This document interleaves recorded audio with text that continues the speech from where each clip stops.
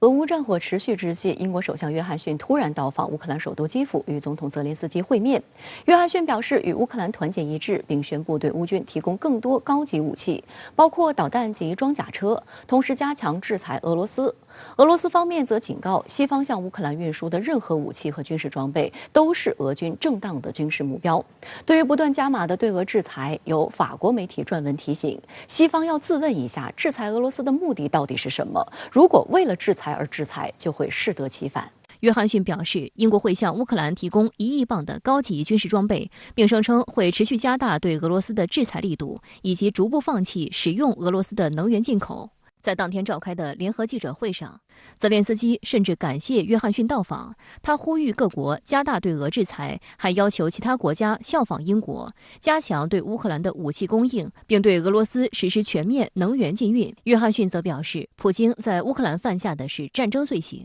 And I think in what Putin has done in places like Bucha and in Irpin,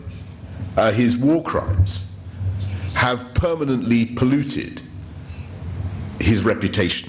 and the reputation of his government. 深圳卫视记者注意到，约翰逊此次访问基辅事先并未透风，突然到访让全球媒体措手不及。各大媒体在播新闻间隙用突发新闻插播了此次访问。周日，乌克兰媒体曝光一则视频，约翰逊在视频中讲述了自己是如何秘密抵达基辅与泽连斯基举行会晤的。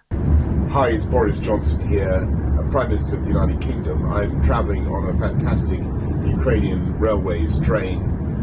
through to Kiev from Poland. 俄驻美大使安东诺夫周六警告，西方继续向乌克兰供应武器，会使俄罗斯和美国走上直接冲突的道路。他表示，任何由运输车队经乌克兰运送的西方武器和军事装备，都是俄罗斯武装力量的合法目标。那英国我们也知道跟美国是比较连接在一起的，所以强生的行动其实也某种意义上代表美国对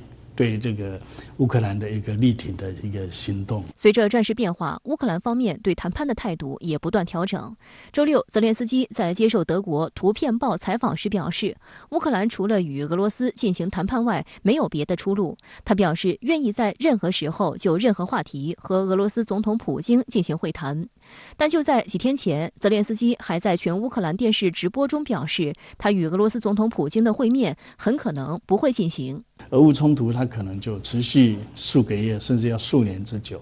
如果不想打那么久的话，那么恢复一些秩序的话，稍微放软一点，然后愿意跟普京面对面的沟通，我想这是一个什么结束战争的一个最好的一个方法。如果两个都是强硬的话，那就有硬碰硬了。一方面放软的话，那也许还有谈判的机会。